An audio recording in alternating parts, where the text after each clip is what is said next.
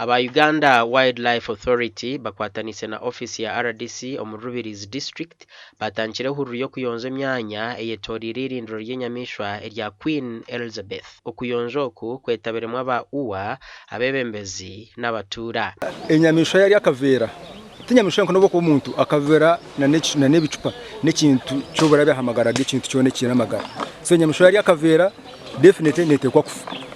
Abuko vera bwazo munda enyamishwa digestion yayo nitekwa kwanga kukora kandi enyamishwa ihendere firi. Emyanya nkacyambura cishangirwe ngwera mu kasasiro nyingi etanikire kuhiko mu irindiro ry'inyamishwa erya Queen Elizabeth kandi ekine cyakabi ahamagara genyamishwa. Ogo mushubuzi akushubura muhanda. First of all tune trade order. Trade order no kwiha abantu abayombekire ibintu bitakire hino muhanda. Eki trade order yizire no kwenda kwiyaho burofa bwo. So tuyon tero muranga buryo mwe nari ha muhanda kora ha muhanda. Uwa kubota karigiro ho waburu ashimye kuba n'ubide obuyonjo. Ensonga yo kurura kasasiro mu Queen Elizabeth Conservation Area. Tusazirewo ku lw'obulungi bw'eggwanga lyaffe ne district yaffe no Rubirizi tujye kikolanga omulundi gumu mu wiki ey'okubiri buli mwezi.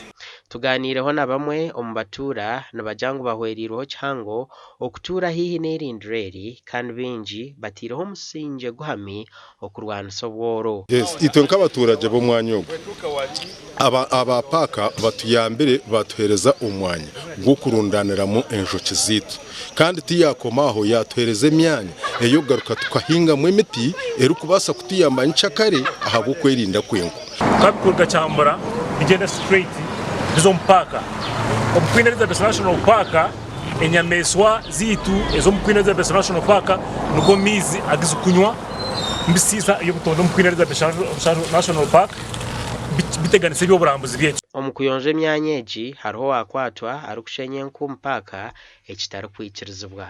Twikiriza abantu kushenya nku mpaka abo kuba ukushenya nku ni kimwe aha miringo eri kushisha byo buhango eze nku kuzikoma zagwa hansi zajunda ziretorwezo rwaretera imitendijo na nebishaka bindi kukuraje. So kuba kushenya nku baziha mu kimasango itakandaza kufera urwezo gasha kwa Onesimus ndiya nabo.